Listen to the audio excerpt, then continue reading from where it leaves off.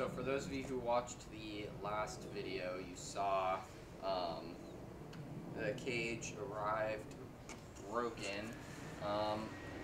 This is the replacement that I got sent out. It only took about a week to get back out here, and that's not really bad at all. So I'm just gonna try and kind of make this one quick so I can have some time to explain stuff.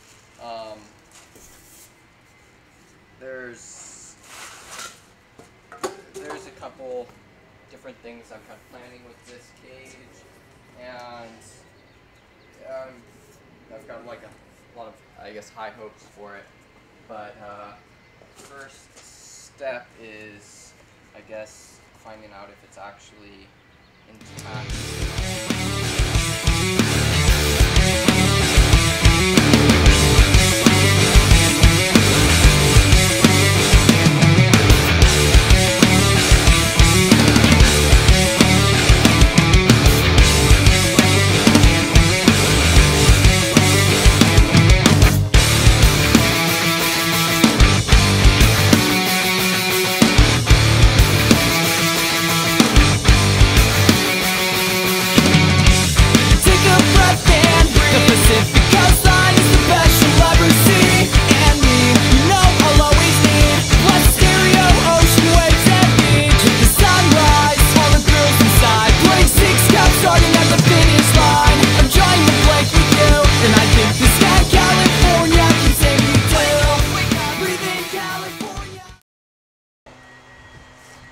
So yeah, I mean, as you can see, it's a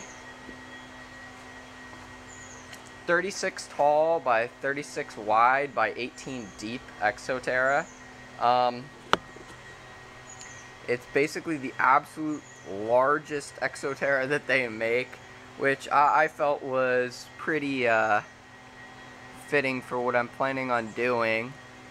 You can kind of see it's got the background, and I like that I was looking at some other cages, and some of the other cages had sliding doors. I don't really like the sliding doors, and I really like this one has two doors that open separately, so I can kind of pick and choose which door I want to open depending on which side the animals are on, and it helps a lot to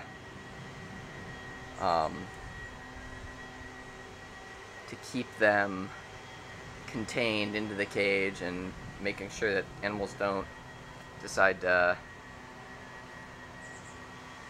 run out of the cage. And with some of the animals that I'm going to be working with, it's definitely a possibility.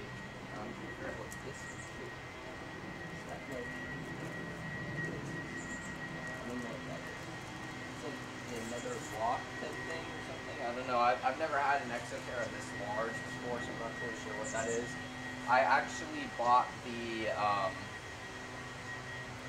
don't know if they show it pictured anywhere. Well, they show it pictured up here, but I don't think you can see it. It's the hood for the cage that will hold the UVB lighting, and I'll just have normal heat, probably two ceramic heat lamps on top, dealing with actual heating, and I'm gonna have the misting system and stuff hooked up to this. It's basically gonna be a replacement for the day gecko's cage. It's basically gonna be an upgrade for the day gecko, but in doing so, I'm planning on finally setting up a living vivarium, which I'm hoping will contain a pond at the bottom, a waterfall, the water feature, the just the whole shebang, the live plants, all that, you know, and have the mist system working with it, and it should be pretty neat when it's all said and done. I'm eventually probably planning on adding maybe another day gecko into the environment with my current day gecko. I don't know if I'm going to try and breed them or what, but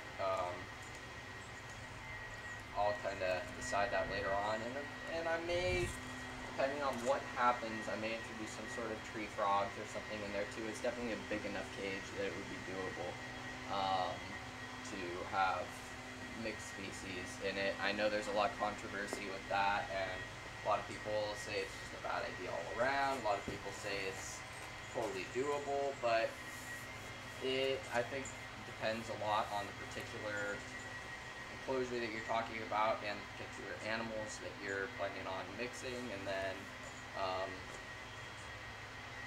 the individual personalities of the animals that you're working with. And it's a lot of added work from what I understand, and from what I have come to kind of research and know about it. Just making sure everything in the cage is getting fed properly, making sure that there's always going to be the dominant animal in the cage that's going to get probably the majority of the food. So you got to try and minimize that and make sure that the other animals are getting food as well.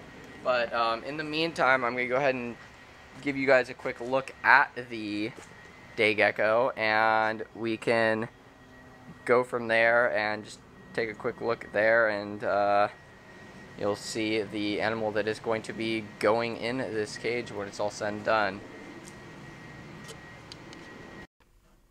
Alright guys, so this is the day gecko's current cage, and as you can see, she's up there. That is Toph. She's a Madagascar giant day gecko. I'm going to go ahead and open the cage up, and hopefully she doesn't decide to bolt out. Yes, she's going to try and run out of the cage. Don't do it. Yeah. But yeah, she's actually really, really friendly. She's totally chill. Her cage is a little bit dirty right now, but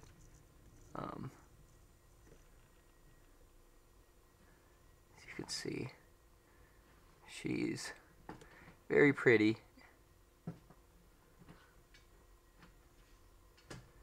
And her current cage is definitely, I mean, it's alright, but well, right now it's a little bit dirty, but she's definitely outgrown it to a point that it's pushing it as far as size goes. And she's also probably a little bit bigger than this, so she's not gonna be able to live the rest of her life in this. But I have some ideas for the other cage, and it should be really neat when it's all said and done. And hopefully we can start the process that is building the living vivarium soon. It's going to be a long process though, because with anybody that's ever built a living vivarium, there's a lot of work involved. There's a lot of trial and error, and